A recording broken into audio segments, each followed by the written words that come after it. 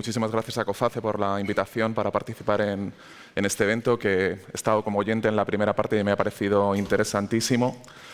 En esencia, lo que quiero compartir son dos cosas fundamentalmente. Por un lado, la evidencia científica en relación al cambio climático, porque creo que muchas veces tocamos de oído en relación con este tema. Y la segunda tiene que ver con el hecho, una evidencia muy clara que se da tanto a nivel micro, cuando analizamos flujos financieros y el impacto concreto sobre determinadas organizaciones corporativas, sobre determinados gobiernos, que tiene que ver con el hecho de que los riesgos físicos asociados al cambio climático y a otro tipo de eventos que están relacionados entre sí, porque tengo la convicción de que el cambio climático no es nada más que el síntoma de un síndrome mucho más complejo, que también, para todos los que estén familiarizados con el análisis de mercados financieros, tiene mucho que ver con pérdida de diversidad biológica, potencial colapso de determinados ecosistemas, una serie de crisis que están vinculadas entre sí. Alguien decía que las crisis son crisis precisamente porque se solapan, o sea, porque son varias crisis al mismo tiempo que convergen. Y lo que quiero mostrar es cómo los riesgos físicos asociados a estas crisis y los riesgos de transición que tienen que ver con nuestra propia respuesta a esos riesgos físicos, en realidad se están traduciendo de una manera muy nítida en riesgos materiales desde un punto de vista financiero. Y esto lo vemos a escala micro cuando analizamos empresas concretas o sectores de actividad económica, pero lo vemos también cuando analizamos el desempeño macro en su conjunto. Bien. No voy a detenerme demasiado sobre la evidencia científica, pero sí hay 3 o 4 observaciones que me gustaría hacer. La primera tiene que ver con el hecho de que todos reconocemos ya que el cambio climático es un fenómeno global, como se ve en esta imagen con datos de la NASA. Eso quiere decir que nos afecta a todos. Pero quizá no enfatizamos suficientemente sobre la segunda característica fundamental de este cambio global, que tiene que ver con el hecho de que nos afecta a todos, pero nos afecta de manera asimétrica. Es decir, por ejemplo, en cuencas mediterráneas se dice que el aumento previsto de la temperatura será 1 grado Celsius por encima del aumento de la temperatura a nivel global. Y este efecto, el hecho de que sea en realidad como una pandemia, porque en realidad tiene esas dos características, nos afecta a todos, pero nos afecta de manera asimétrica, esto, en realidad, se soporta en 3 grandes pilares de evidencia científica proporcionados por el Panel Intergubernamental de Cambio Climático del Sistema de Naciones Unidas, lo mejor de la comunidad científica dedicada al análisis de este fenómeno. Lo primero que nos indica es algo muy importante. Más allá de las conversaciones que cada uno de vosotros haya tenido en casa, con su familia, con sus amigos, en relación a si siempre ha habido cambios climáticos, a si los dinosaurios, etc., lo importante es reconocer que este cambio climático tiene una característica fundamental que veis en el centro de la pantalla. La velocidad y la intensidad del cambio es superior a lo que hemos conocido en los últimos 2000 años. Bien, esa es la característica fundamental. Por tanto, no es tanto una discusión bizantina sobre el cambio climático, sobre si lo ha habido siempre y sobre si en escalas paleontológicas podríamos encontrar otro tipo de evidencias de cambio climático. Lo relevante es este cambio climático específicamente por esas 2 razones a las que me refería, intensidad y velocidad del cambio. Cuando revisamos esto, cómo se ha dado en las últimas décadas, vemos con claridad que permanentemente, ahora cada año, estamos batiendo récord en cuanto al aumento de la temperatura, tanto en la superficie terrestre como en la superficie del océano. El océano efectivamente es un sumidero, tiene capacidad para fijar carbono, pero eso lo hace a un coste, que es precisamente el aumento de la temperatura, con problemas asociados de acidificación, etcétera, que están generando problemas económicos y sociales no menores. El segundo conjunto de evidencia que nos proporciona el Panel Intergubernamental de Cambio Climático nos dice que nosotros somos corresponsables de este cambio. Es decir, que este cambio y la intensidad y la velocidad de ese cambio están explicados por actividades que tienen que ver exclusivamente con nuestra propia actividad económica, desde la revolución industrial, con un aumento de las emisiones de gases de efecto invernadero que aumenta la concentración de carbono y genera todos los efectos que ya conocéis. Ese cambio en la composición química de la atmósfera nos conduce al calentamiento global, y donde podría existir margen para discutir sobre determinadas incertidumbres es en relación a los impactos asociados a ese calentamiento global. ¿Dónde, cuándo, con qué intensidad, quién se va a ver afectado, cuáles son los impactos distributivos, etcétera. Y la tercera evidencia es una evidencia inquietante, porque lo que nos dice el Panel Intergubernamental de Cambio Climático es que estamos próximos a umbrales de no linealidad, estamos próximos a umbrales de irreversibilidad. Es decir, un aumento marginal de la temperatura en determinadas zonas del planeta nos lleva ya a una serie de costes o de situaciones que o no son reversibles o son reversibles pero a un coste ya desproporcionado. Bien, lo que quizá no enfatizamos suficientemente es el hecho de que la implicación emocional de los ciudadanos, de las empresas, de los gobernantes en relación al cambio climático tiene que ver con una característica fundamental que añade un elemento o una percepción íntima de riesgo, que tiene que ver precisamente con el hecho de que nos vinculamos al cambio climático en los extremos de las distribuciones. Es decir, no es tanto que desde 1 de enero a 31 de diciembre vaya a llover menos, lo importante es que llueve ya de una manera nítidamente diferente.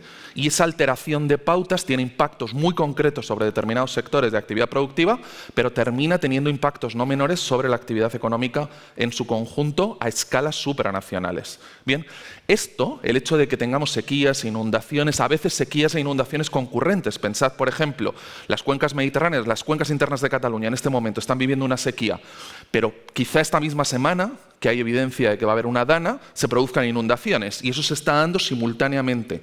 Lo vemos, por ejemplo, en el condado de Sussex, en el sur de Inglaterra, donde ahora cada año tenemos un evento de sequía y eventos de inundaciones. Lo vemos en determinados lugares del centro de Europa. Hemos visto sequías e inundaciones en Países Bajos, en Bélgica, en Alemania, en países del este de Europa. Es decir, están concurriendo este tipo de eventos extremos generando un debilitamiento de nuestra resiliencia a la hora de hacer frente a crisis posteriores. Y además lo que sabemos es que este tipo de eventos extremos que vemos en la cola de la distribución, las olas de calor, los huracanes, etc., lo que estamos viendo es que el cambio climático en realidad no genera una nueva realidad. El cambio climático lo que hace es cambiar de escala una realidad preexistente. Es decir, donde había sequías ahora son más frecuentes e intensas, donde había inundaciones ahora son más frecuentes e intensas, donde había olas de calor serán más frecuentes e intensas. Y ese cambio en la frecuencia y la intensidad, es decir, ese escalamiento de los desafíos, es lo que realmente lleva asociados una serie de riesgos no menores para discutir en un contexto como este. La respuesta de la comunidad internacional no es tímida. Lo que tenemos en pantalla es probablemente, quizá, con la excepción de lo que vayamos a ver en relación a la computación cuántica o inteligencia artificial, es el mayor cambio estructural de la economía mundial que vamos a ver cualquiera de los que estamos aquí en nuestra vida, ¿sí? Que tiene que ver con la descarbonización de la economía. Ahora bien, no hemos pasado todavía el punto de inflexión señalado por la línea roja que nos indica una reducción neta de emisiones a nivel global. Este esfuerzo de descarbonización, nuestra respuesta, tiene una dimensión tecnológica, tiene una dimensión política, regulatoria, tiene una dimensión económica, un cambio en los flujos de capital a nivel mundial, y esto, en esencia, debería estar asociado a la construcción de un futuro mejor, pero en el camino genera también una serie de riesgos no menores. La noticia buena es que tenemos una hoja de ruta, y esta hoja de ruta es una hoja de ruta que podríamos replicar tanto a nivel de país como a nivel de empresas. Bien, esta hoja de ruta para la descarbonización, en esencia lo que nos dice es tenemos que hacer todas estas cosas que tienen en pantalla, que en esencia son una transición energética alejándonos de combustibles fósiles y aproximándonos a fuentes renovables menos intensivas en carbono, que además es imposible si no hacemos una transición equivalente en la movilidad de personas y mercancías, para la cual, en esencia, lo que necesitamos es cambiar el diseño de nuestras ciudades, electrificar nuestra flota, etc. Bien, este cambio no menor es un cambio en el que ya vemos alguna serie de riesgos geopolíticos, como se han mencionado en la sesión anterior. ¿Por qué? Porque, por ejemplo, vemos a China o a India remoloneando, incorporándose muy tarde en esta ruta, ¿sí? India en este momento tiene una dependencia todavía altísima en su mix de generación de energía eléctrica del carbón, por ejemplo. Es decir, está muy lejos de cumplir con objetivos. Esto está teniendo implicaciones no menores, por ejemplo, para procesos de desinversión y deslocalización de actividad. Pensad lo que ha ocurrido con el gran gigante del ecosistema de construcción a nivel mundial, la cementera Holcim, cómo toma una decisión absolutamente traumática de retirarse del mercado indio, es decir, del país más poblado del mundo y que tendrá el PIB nominal más alto del mundo en el año 2050, se retira, entre otras cosas porque estaba siendo penalizada en bolsa por sus accionistas, ante la incapacidad para cumplir con sus objetivos de descarbonización. Y estamos hablando de un sector maduro, un sector difícil, donde la reducción de emisiones de gases de efecto invernadero en relación a una línea de base no es sencilla, pero ahí tenemos un ejemplo notable de que este tipo de cuestiones no son solo cuestiones que se mantienen a nivel de gobiernos y a nivel de geopolítica, sino que tienen una dimensión concreta en cuanto al comportamiento y al desempeño de determinados gigantes, actores gigantes desde un punto de vista económico a nivel mundial. Bien. Cuando nosotros le hablamos a la población o le hablamos a decisores sobre la transición energética, en realidad, si os habéis dado cuenta, no le estamos hablando de algo que los que estemos aquí no entendamos. ¿Por qué? Porque la historia de la humanidad en términos energéticos es una historia de sustitución de una fuente energética por otra. Sustituimos biomasa por carbón, carbón por petróleo, petróleo por gas natural por hidroeléctrica y otras renovables. Y en ese proceso de sustitución ya estamos familiarizados, ya sabemos cómo se hacen estas cosas, ¿verdad? Claro, la parte que es un poco más inquietante es, por ejemplo, descubrir, como alguien ha señalado antes, creo que ha sido Bruno, las contradicciones en las que incurrimos. ¿Por qué? Porque mientras que estamos, por ejemplo, intentando reducir los niveles de dependencia respecto al gas natural ruso en los países de la Europa occidental, al mismo tiempo estamos cayendo en mayores tasas de dependencia en relación a países, entre otros China, fundamentalmente China, que tienen tierras raras o materiales críticos para la transición energética. Un ejemplo emblemático del que habréis oído hablar seguro es el litio. El dilitio en yacimientos terrestres está cayendo de una manera drástica, no tenemos litio suficiente para financiar las baterías, para nutrir el proceso de construcción de baterías de litio, que es central para dos cosas: para la electrificación de la flota, pero también es central para proporcionar un backup a las energías renovables de manera que puedan competir en pie de igualdad con tecnologías convencionales de conversión de energía. ¿Bien? Y en ese contexto, cuando descubrimos que no tenemos litio, o no tenemos litio al menos en yacimientos terrestres, empiezan a aparecer múltiples impactos. Aquí tenéis el esfuerzo que se está haciendo para expandir la capacidad instalada de generación con renovables. Fijaos con el dato que tenéis a la izquierda, el protagonismo fundamental que tiene China en todo este esfuerzo. Es decir, China es capaz de vivir con una esquizofrenia en la cual es probablemente el país más contaminante del mundo y al tiempo un país líder en generación de energía eléctrica con fotovoltaica, con eólica, en electrificación de vehículos, etc. Bien, la mala noticia, si decíamos las transiciones energéticas son parte de nuestra esencia, la mala noticia es que las transiciones energéticas consumen tiempo. Le llevó al carbón 50 años llegar al 40% de la provisión global de energía a nivel mundial. Le llevó el mismo tiempo al petróleo llegar solo al 30%, el mismo tiempo al gas natural llegar solo al 20%. Y cuando Václav Sím, un profesor ya retirado de la Universidad de Manitoba, publicaba este gráfico, nos hablaba de una proyección que decía que en el año 2015 las renovables suponían un 5% de la generación.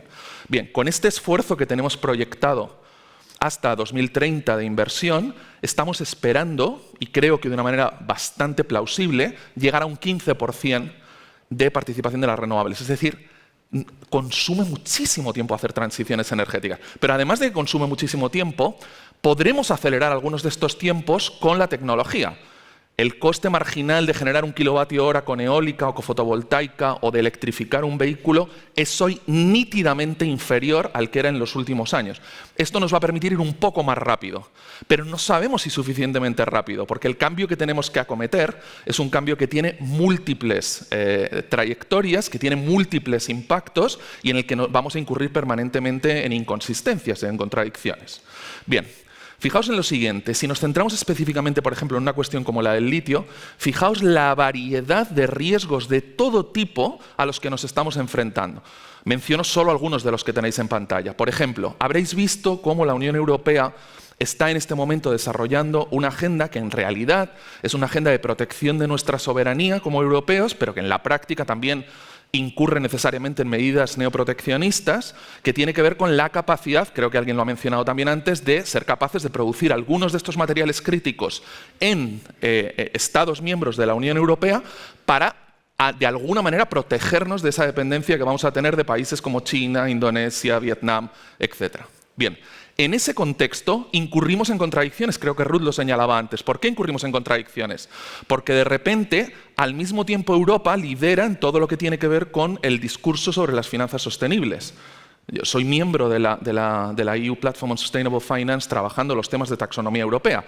La taxonomía, en gran medida, genera en algunas ocasiones riesgos de hiperregulación que nos pueden conducir a contradicciones. Queremos apoyar para defender nuestra soberanía la producción de litio en la Unión Europea, pero al mismo tiempo establecemos una regulación que de alguna manera lo que nos dice es que esa actividad no necesariamente siempre es sostenible. Y entonces tenemos que estar haciendo frente permanentemente a la necesidad de encontrar un equilibrio. Bien. Si observamos por qué es tan relevante desde un punto de vista geopolítico lo que ocurre no ya en las cumbres de las partes de la Convención Marco de Naciones Unidas sobre Cambio Climático, sino fundamentalmente en las discusiones bilaterales que se dan entre Estados Unidos y China, es decir, entre John Kerry y el negociador chino de turno, lo que nos encontramos es lo siguiente. China permanentemente está argumentando que nadie es más responsable que Estados Unidos en términos de emisiones acumuladas de gases de efecto invernadero, y tiene razón, lo veis en el gráfico. Pero Estados Unidos también tiene razón cuando le dice a China, pero nadie emite tanto como tú en este momento. Está emitiendo un 28% de las emisiones de gases de efecto invernadero en este momento. Es decir, lo que ocurre en esa discusión bilateral entre Estados Unidos y China es absolutamente determinante. Y como ya se ha señalado previamente, estamos en un contexto en el que hay no solo carrera tecnológica, sino una guerra comercial, un potencial conflicto armado en el canal de Taiwán. Es decir, estamos en un contexto que no ayuda a ser muy optimista en relación a la evolución de esas negociaciones climáticas. Bien, ¿cómo evolucionan esos riesgos físicos, esos riesgos de transición a la hora de traducirse en riesgos financieros o en riesgos macroeconómicos? Fijaos, este es el panel de las inversiones que tendríamos que realizar para cumplir no solo con el objetivo de mitigación del cambio climático, no solo de descarbonización, sino para cumplir con la hermana pobre de las discusiones sobre cambio climático, que es la adaptación a un cambio climático que ya está aquí para quedarse. Bien, lo que veis en esta imagen es que tenemos claridad respecto a los flujos financieros que son necesarios y en la parte inferior de la pantalla la participación relativa que tiene que jugar cada uno de los actores. Pero dejadme que os cuente una de las manifestaciones concretas de estos riesgos. Aquí tenéis reflejado con datos de un think tank basado en Washington, el World Resources Institute, produce sistemáticamente con open source data, es decir, con datos y metodologías al acceso de cualquiera, produce información sobre lo que llama el estrés hídrico. El estrés hídrico es la brecha entre la disponibilidad de recursos renovables a largo plazo y las demandas presentes y futuras. Bueno, nos señala en verde todos aquellos países que son nuestros pares, países en los que nos podemos reconocer. ¿Por qué? Porque todos estos países son países que tienen un estrés hídrico extremo. Y lo que nos dice es, en el año 2040, el 25% de la población mundial estará sometida a estrés hídrico extremo. Pero nos dice algo más. Fijaos las zonas del planeta que he señalado en verde. Ahí tenéis los 17 estados del oeste norteamericano, una parte importante de Centroamérica, tenéis toda la costa del Pacífico de América Latina, ahora me referiré a ella. Tenéis algunas zonas en el sur de África, tenéis las cuencas mediterráneas con independencia si son europeas o africanas, tenéis todo Oriente Medio, 17 de los 20 países con mayor estrés hídrico del mundo están en Oriente Medio, y estoy mencionando países como Siria, Libia, Yemen, Irán, Irak, Afganistán, Arabia Saudí, un polvorín geopolítico. ¿Sí? Y estos países son los países del mundo con mayor estrés hídrico. Luego tenéis amplias zonas en repúblicas del centro de Asia, amplias zonas, por ejemplo, en la zona de producción de productos mineros y en la zona de conversión de energía de China, también en India y el sur de Australia. Estos son nuestros pares. En ellos nos reconocemos cuando hablamos de este tipo de riesgos climáticos o riesgos asociados al agua. Y dejadme que os cuente alguna historia para que veáis hasta qué punto estos riesgos no son solo una elucubración teórica, sino que tienen que ver con realidades concretas. Estos son canales de riego que uno ve 600 kilómetros al norte de Lima. No sé si conocéis la realidad macro de una economía emergente bastante vital, como Perú, que tiene una inestabilidad política e institucional terrible, una crisis constitucional impresionante, pero que pese a ello es un país de cierta escala que tiene cierta capacidad para jugar un papel en el mundo, tanto a partir de su sector minero como de su sector agroalimentario. Bien, el desierto de Perú se concentra en la costa del Pacífico. Bien, en la costa del Pacífico coexiste el 80% del Producto Bruto peruano, el 66% de la población, con solo 1,8% de los recursos de escorrentía superficial en el país, porque la mayor parte del agua está en la Amazonía. ¿De acuerdo? Bueno, pues en un país como este, estos canales de riego los llevo viendo durante los últimos 15 años. Ahora cada vez llevan más agua, lo cual parece como paradójico. ¿Cómo puede ser que lleven más agua si el cambio climático está golpeando, los fenómenos climáticos extremos como el Niño o la Niña están golpeando fuerte a un país como Perú? ¿Por qué cada vez llevan más agua? ¿Y por qué permiten que un país que nunca en la vida se había planteado la posibilidad de tener un papel ni siquiera minoritario en la exportación de arándanos sea el principal exportador de arándanos del mundo? Bien, los arándanos que está recogiendo este señor son arándanos que tienen 3-4 veces el calibre de un arándano convencional. ¿Por qué? Porque es el resultado conjunto de un aumento de la temperatura y de mayor disponibilidad de agua. ¿Esto qué es? ¿Esta bonanza es una tragedia? ¿Es un milagro? Bueno, en esencia es una tragedia, porque hay más agua como resultado del deshielo de los últimos glaciares tropicales en el altiplano andino. ¿De acuerdo? Es una situación exclusivamente válida para el corto plazo. Cualquier proyección en relación a la posibilidad de este país para ser un player fundamental en la exportación de agrocommodities, ¿sí?, no puede obviar este tipo de situaciones. Bien. Nos mantenemos en el altiplano andino, nos vamos a un sector diferente, nos vamos al norte de Chile, desierto de Atacama, el desierto más árido del mundo. Tenemos la mina que más cobre produce del mundo, Mina La Escondida. Todo private equity. Aquí no existe dinero de los contribuyentes, por tanto nadie puede decir se está gastando el dinero público en hacer algo que es insostenible. No. Pero en este contexto lo que nos encontramos es que necesitamos, para llevar a la parte derecha de la pantalla, al altiplano andino, a 3.400 metros de altitud, necesitamos agua porque no hay agua. Y necesitamos agua para lavar el mineral, para ser capaces de refrigerar equipos industriales o para suprimir el polvo en la faena. ¿Bien? ¿Qué se hace? Se va a la izquierda de la pantalla, cota cero, se toma agua del Pacífico, se desala, y a continuación, con ese sistema que veis en rojo, en naranja, en el centro de la pantalla, se bombea a 3.400 metros de altitud. En el Tajo se termina pagando... A ver, ¿por qué no avanza esto ahora? ¿Hola? Hay censura aquí. En el Tajo se termina pagando más de $10 el metro cúbico de agua desalada, es decir, 10 veces lo que vosotros pagáis en casa, para que os hagáis una idea. ¿Bien? Alguien dirá nuevamente, esto es insostenible, no hay manera de entender cómo esto se da. No, esto responde a una realidad exquisita desde un punto de vista cartesiano. ¿Por qué? Porque el mercado internacional de commodities paga por ello. Porque la libra de cobre paga por ello. No sabemos por cuánto tiempo va a pagar por ello y sabemos que estamos hablando de mercados que son razonablemente volátiles, pero de momento lo que estamos viendo es que ese tipo de inversiones para vaciar un yacimiento en 30 años tienen sentido. ¿De acuerdo? ¿Qué quiero decir con esto? Tenemos muy buenas razones para tomar malas decisiones. Estamos enfrentando incentivos muy poderosos que nos llevan a esa contradicción de hasta qué punto pautas de desarrollo económico, de crecimiento económico son estrictamente sostenibles. Y un caso que conocéis mucho mejor. ¿Recordáis el proyecto MidCat, en el que se pusieron de acuerdo el presidente de España con el presidente de la República Federal de Alemania? Se trataba de ayudar a Alemania a resolver un problema de política interna, que era el hecho de que con la importación de gas natural ruso estaba contribuyendo a financiar la invasión ilegal de un país soberano en el centro de Europa. Esto se trasladó de la discusión sobre política exterior a una discusión sobre política interior. Se produce este acuerdo. Este acuerdo no era la panacea, no resolvía todos los problemas de Alemania, pero ayudaba a resolver los problemas. MidCat era un gasoducto que tenía que permitir que España importase gas natural del norte de África, lo transformase, lo trasladase a través de Francia y llegase a Alemania y le ayudase a mitigar sus desafíos. Bien, ¿quién se opuso a MidCat? El presidente Macron, que no sé si os cae simpático o no, pero estaremos de acuerdo en que es un hombre con una identidad europea muy consistente. Sistemáticamente se alinea en función de proyectos que van en la línea de la construcción del modelo europeo.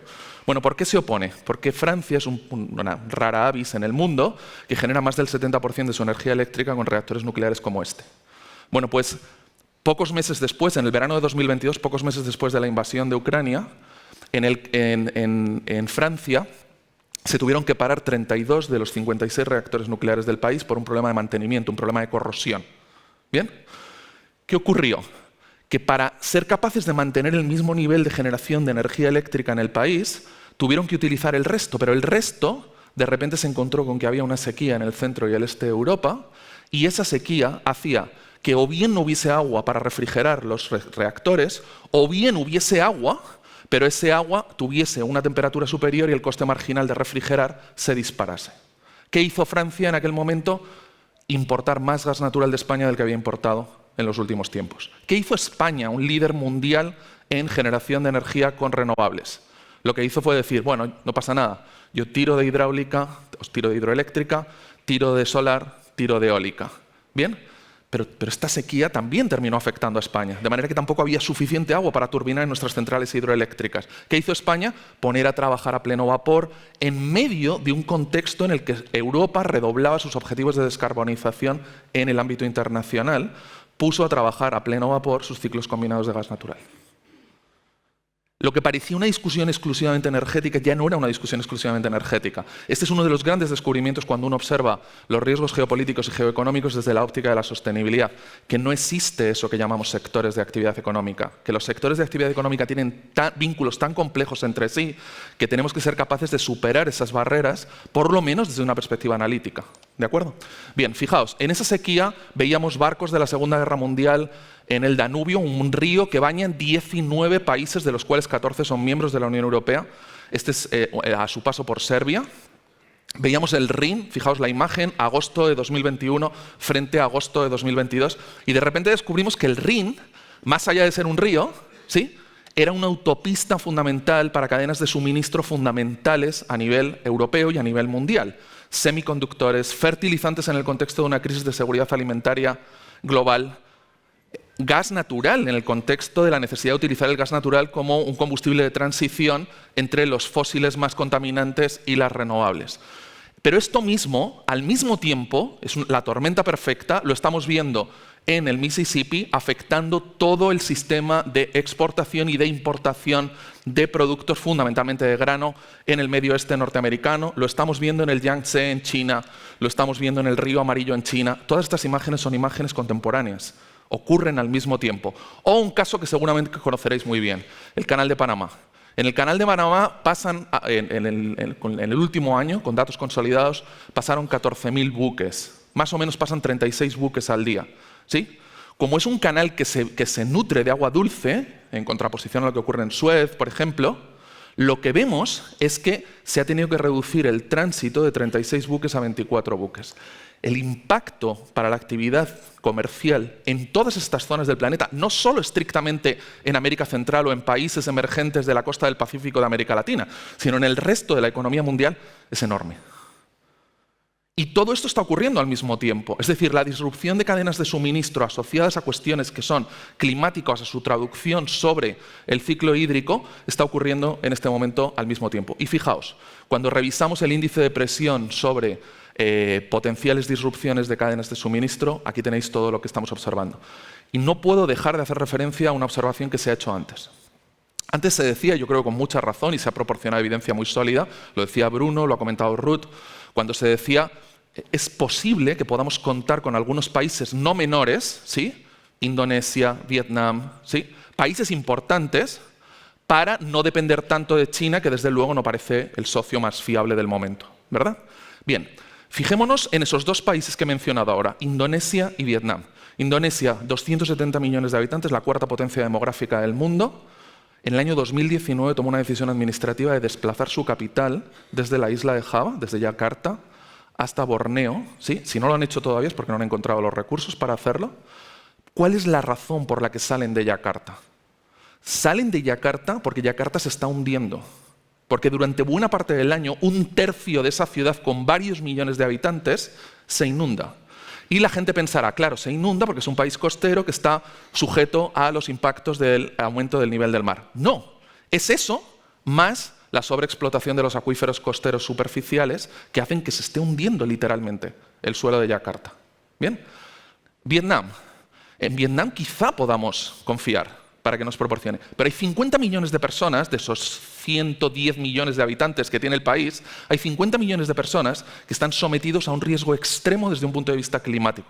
Hasta el punto de que hay proyecciones, ¿sí?, que muestran que en temporada de monzones los 1.800 kilómetros de costa que dan fundamentalmente al mar de Japón podrían verse inundados y desaparecer una parte muy importante del país. En otro gigante demográfico de la zona, Bangladesh, el resultado de una inundación en el año 2018 implicó que el 25% del territorio se inundaba y se producían 40 millones de desplazamientos forzosos en el país en el plazo de un mes. En países mucho más pequeños como Somalia, una sequía durante 2 meses mata 700.000 cabezas de ganado, daña a uno de los dos principales sectores de generación de divisas del país, el otro son las remesas de emigrantes, ¿sí?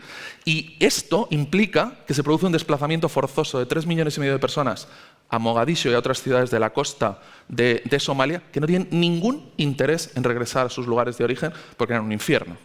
¿De acuerdo? Para que os deis una idea de lo que vamos a ir viendo en el futuro y de los cambios estructurales que estamos viendo en el futuro, En este momento hay 85 millones de desplazados forzosos como resultado de cuestiones climáticas. En 2030 serán 700 millones de personas, en 2050 1.200 millones de personas. Es decir, aquí hay una variable que como mínimo no deberíamos obviar o no deberíamos infravalorar cuando hagamos nuestros análisis de riesgo sobre el desempeño macro. Muchas gracias.